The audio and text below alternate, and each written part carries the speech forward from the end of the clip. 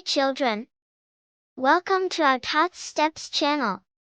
Today, we're going to have so much fun creating crazy, colorful hairstyles using just scribbles. Are you ready to be silly and creative? Let's go!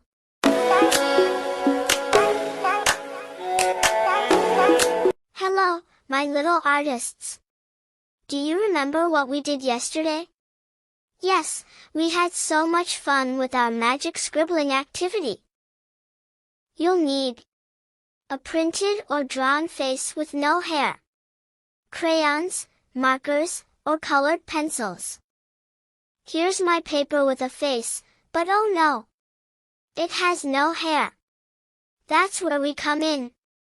Let's give our little friend some funny hair with scribbles. I'm making curly purple hair, now I'll add some green hair too. You can mix colors, add bows. Wow! Your hairstyles look amazing. You are true scribble stylists. Thanks for visiting the Scribble Hair Salon today. I had so much fun with you. See you next time for more summer fun. Bye bye, little artists.